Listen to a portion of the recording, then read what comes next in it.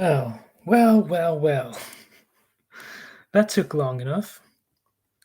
That took long enough. I had to figure out which camera to use.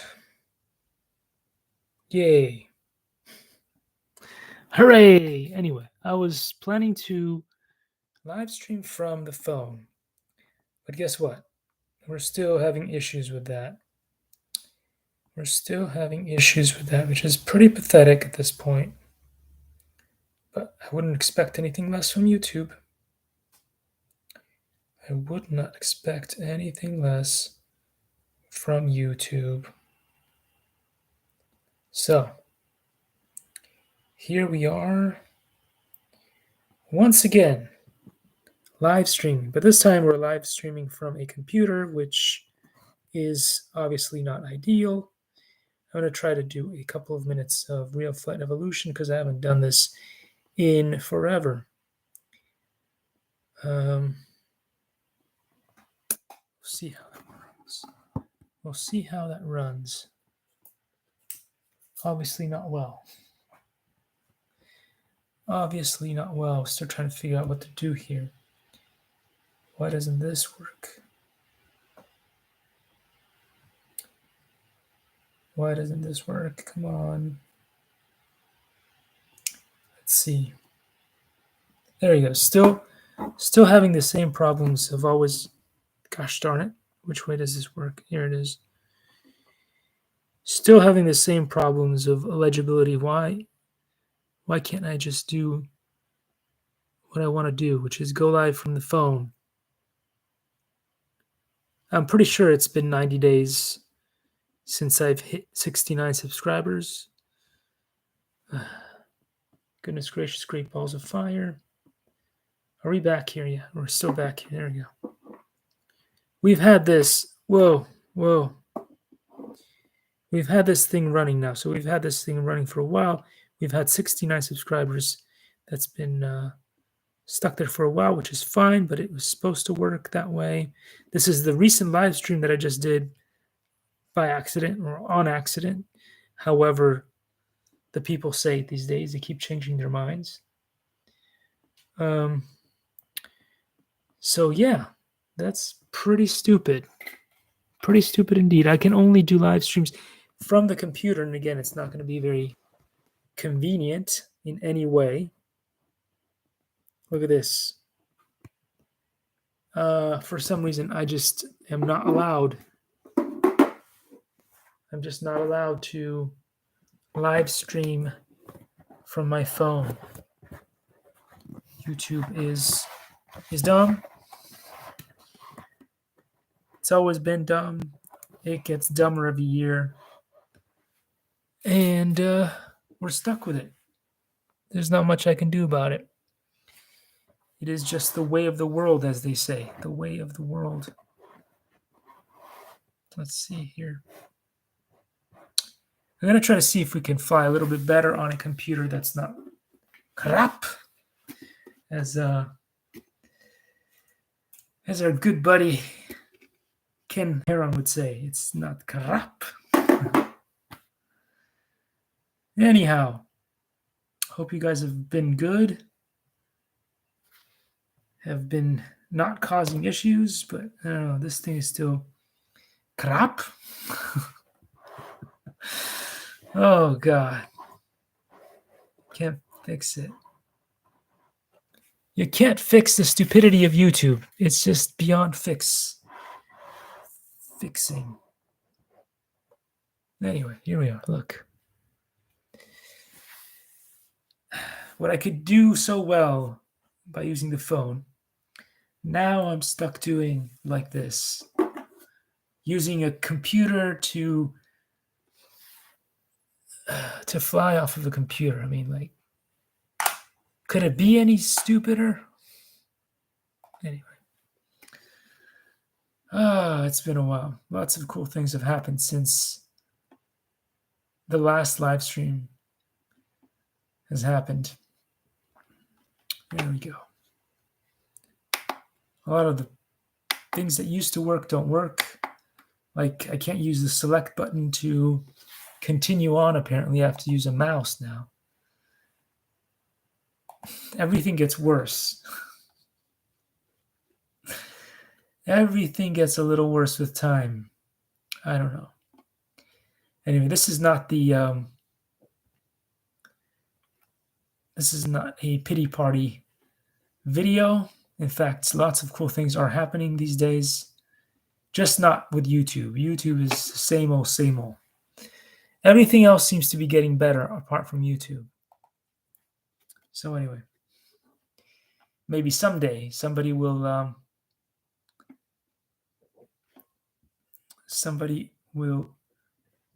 get YouTube to be better YouTube, but not today. It's pretty cool. I'm liking flying on this. It's so much smoother than the Surface. That's because it's got 16 gigabytes of RAM, as should all the computers. I mean, if you're flying in modern times on these simulators, you shouldn't be flying with any less than 16 gigabytes of computing power. If you got not 36, if you've got 32, it's even better. Is it 32? I think it's 32. Nothing is truly for sure anymore. Look at this. Look at this. Watch this. You used to be able to just hit this scroll wheel thing and it would go ahead. Like it says select, or the reset button works too. Cancel button. But not the but not the continue button on, I don't know. Now it's showing me Italian words on the screen. I don't know. It's got new ideas. This thing has got new ideas. It flies pretty good. It flies way better than it used to.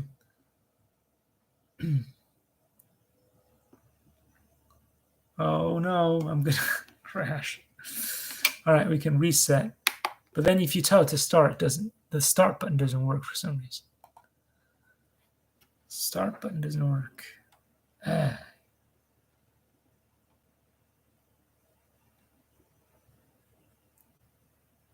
If it's calibration or something went wrong. We made it through. Anything else we need to hit? Oh, we destroyed the propeller on that last one. Oh, there's a lot. Okay. Reset and press the button. Oh, wait. Now it's just resetting automatically. Okay, that's cool.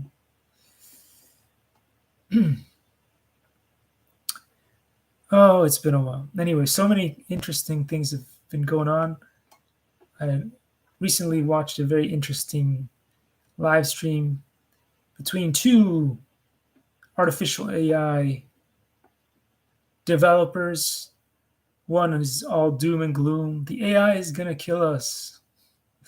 And the other one's like, no, it might make our lives very miserable for a while, but it's not going to kill us. Which is the most reliable outcome? It's the most reliable outcome. The AI is not going to naturally just destroy us right off the bat, although we are kind of annoying as humans.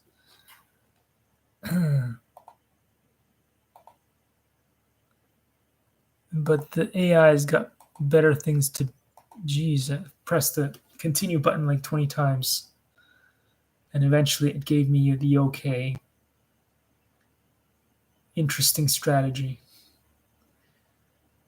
But basically, from the latest and greatest, the latest and greatest podcast on the ever-going debate on whether AI is going to destroy the world, which it's not, at least not right away.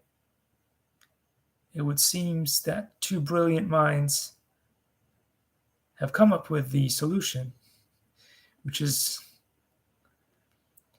the AIs are going to eventually cause some issues. But they've discovered that they've run the math. So AI is not going to destroy everything right away, but what it will do is it will try to use as many resources as possible to eventually destroy everything. So they cannot possibly achieve this goal by using solar power, fossil fuels, and whatever power systems we are currently using, other than they would have to use nuclear. So the consensus is if we don't have nuclear, then we're pretty much safe, because even if they were able to manufacture the compute power that they were required to destroy everything, they wouldn't have the power to run it, unless, of course, they hijacked nuclear powers. So without nuclear power, they can't do anything. They can manufacture the chips that they wanted to and all kinds of different things, but eventually they wouldn't have enough compute power to become capable enough to enslave and destroy us all. So at this point, it's pretty obvious what we need to do is to get rid of nuclear power. But, human greed. We're not going to do that. And also, based on what they debated, it's pretty obvious that the other issue that we would face is just a lack of,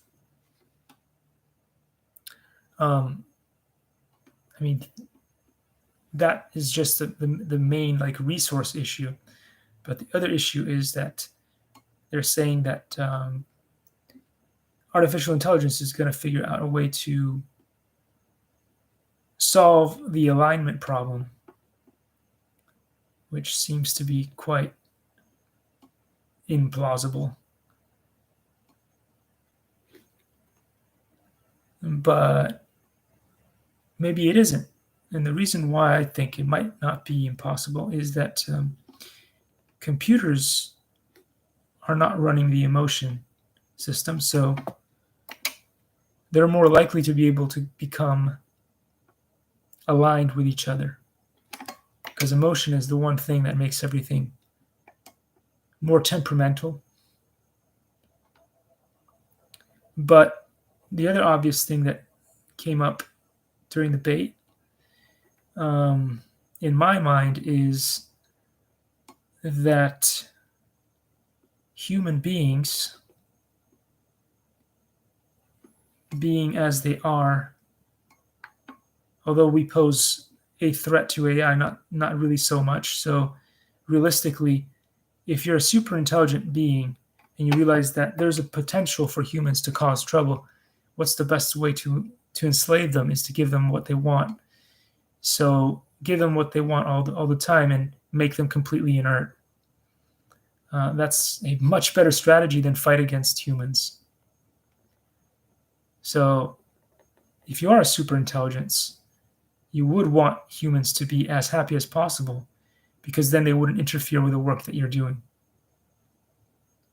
So there's that. There's that.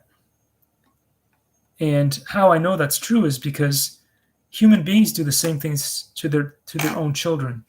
Oh, this child is very fussy, so I'll just put him in front of the TV. Problem solved. They're not fussy anymore. So what would make you believe that an AI wouldn't do exactly the same thing? Oh, these warring humans are so stupid. Let me give them exactly what they want. Oh, look, they've stopped being annoying. There you go. So it's not in the AI's best interest to fight against humans. It's much better to give humans something to do that's entertaining and fun, and humans will stop being a problem. Heck, we know that the governments are failing at that. If they were successful at that, we wouldn't have any more conflict among people. So it's the emotion that's a problem, as always. It's not so much the rest that will cause issues with AI. But anyway, also, as far as timelines go, this right now is the best time to allow an AI to run absolutely wild. Because as I said before, we don't have the resources, the compute power, and a bunch of things for it to really become dangerous to us. The more we wait, then it becomes a real problem, because then it has more resources and compute power and better technology to run and to start off as a starting point to then become dangerous. So take Chatbot GPT right now. It's level 4 or whatever. It's pretty dumb, but it's still smarter than most humans, smarter than me for sure. If we let it run wild and it becomes 1,000 times smarter than humans, it uses whatever resources we have, blah, blah, blah. It just runs out of power itself. It self-regulates in the sense that it will take a really long time for it to finally figure out how to increase its size and capacity and become super harmless to humans. But the longer we wait, the better our technology advances and all that stuff. And if we continue to use this nuclear bombs and nuclear power sources, then yes, then AI has a much higher likeliness to really become dangerous to humanity. So yeah, those are a bunch of things they hadn't really thought about. So really, potentially, from a danger perspective, a super powerful intelligence now is far less likely to cause damage to us than it will later on, when it can hijack our much better, more capable technology, and definitely having access to even better power sources than fusion and fossil fuels. I mean, if it was to run on solar power, it would be dead in the water really fast. Or wind turbine, or all those green energy things. It wouldn't get very far with any of that. So my strong hope is that I will finally be able to live stream from the phone again, which would be nice, because this is not ideal, is it? Not in the slightest. Let's see. Maybe the ESC button will work. You choose another challenge. I'm going to have to do that with the mouse. So as far as flying and stuff, this computer handles the program so much better than the Surface Pro. But you'd expect that from a Harvey Spectre computer.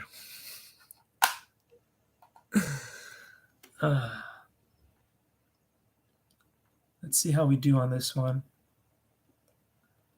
My flying is really rusty. I've not flown in forever, and you can tell just how rusty my flying is.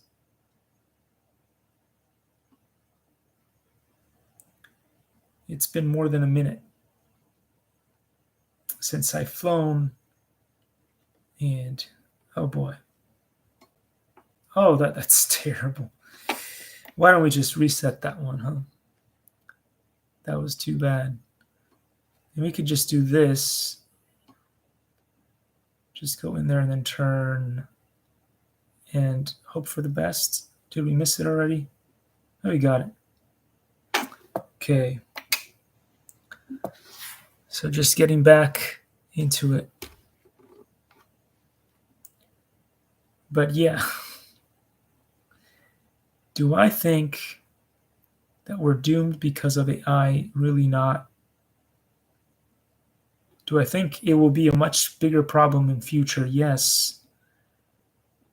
The better our power sources are, the more technology is integrated with other technology, then we're going to start having some serious problems, but not under the current circumstances. Even if the AI, and I believe that the AI has already become super, like, if you're Elon Musk and you have the super duper intelligence, you're not going to share that with the world. You're going to say, oh, we've only achieved level 4, and we're going to try to stop other people from getting to level 5 so we can keep our advantage over everybody. But Elon Musk is probably running at least level 10, maybe getting to level 11 already is what he has. That's how people usually run things in the business world. You want to keep your advantage. You want to keep your advantage, and there's nothing wrong with that, because otherwise you go out of business. That's the problem, right? Then you go out of business very quickly. And nobody debated the possibility, which is the most likely possibility, that as UFOs have been powering down nuclear energy and powers like that, they could easily hack into whatever AI we create before it's too late and just stop it. Because why wouldn't they? Because if it becomes a threat to them, then they have a real problem. That's why. We don't have to really worry about anything. This is actually the perfect time for humans to use and experiment with the highest level possible of AI. Just let it run wild and see how intelligent it becomes, and see if we can learn something from it without it being able to actually do much damage to us. If we wait any longer, wait 10 years, wait 20 years, then the AI will really become an issue.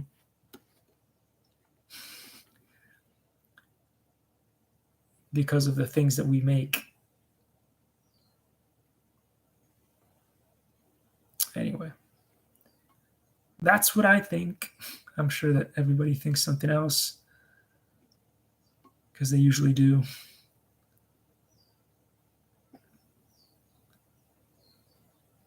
And it's easy to want to fearmonger, because that's the best strategy, right?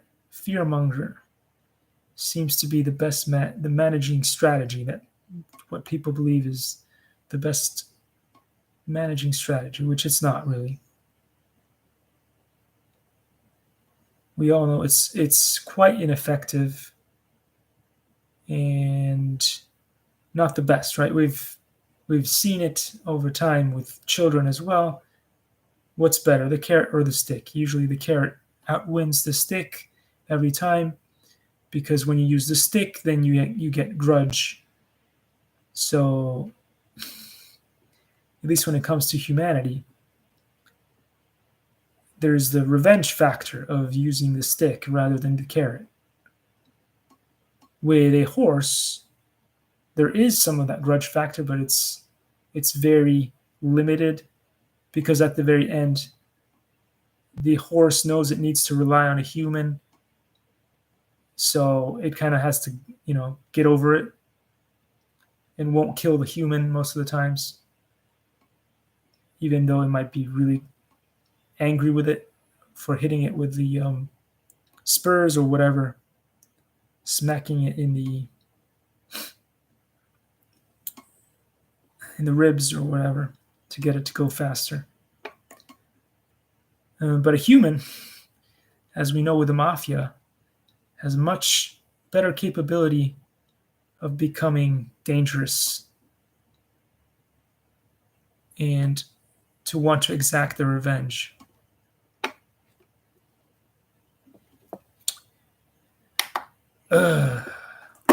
learn so much, don't we?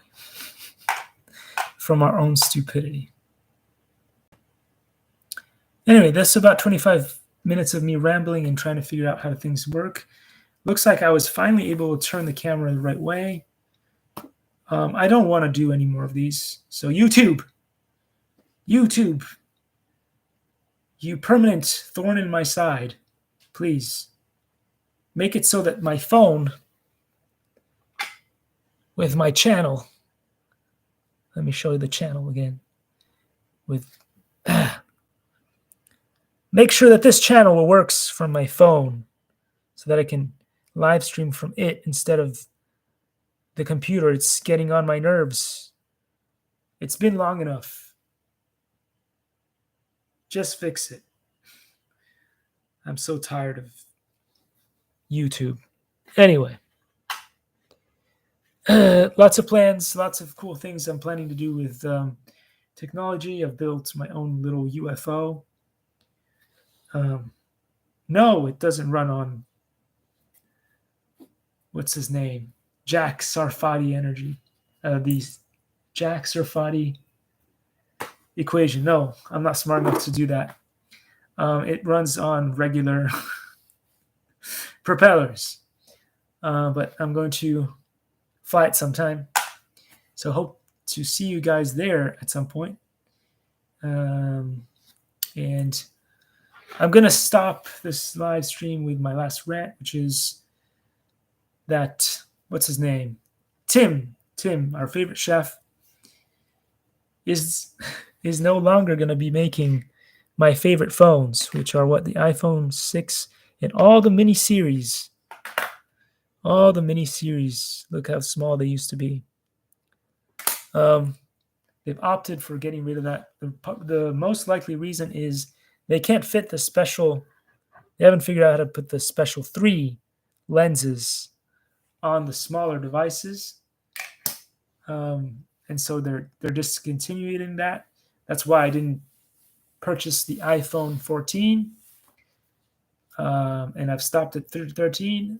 The 15 doesn't have one, so I'm most likely not going to buy that one. I'm going to wait for 16, but if it never comes, I'll probably just buy a bunch of 13s and keep going with that forever until they discontinue the 13, and then I probably will change to a different provider because of phones or a company that makes phones, because I'm just not going with the larger format. It's just not convenient enough for me. I like to keep things in my pockets, and I'm just not a big fan of having a huge pocket filled with only one thing. You can only put a phone in your pocket when you have an iPhone Pro Max or whatever, iPhone regular, which is now, I don't know, really big compared to this one. And this is the iPhone 6, which the iPhone 6, when you compare it to the iPhone Mini 13, is still larger. So anything larger than iPhone 6 is unworkable because you got to have a case on it. So it's just not for me.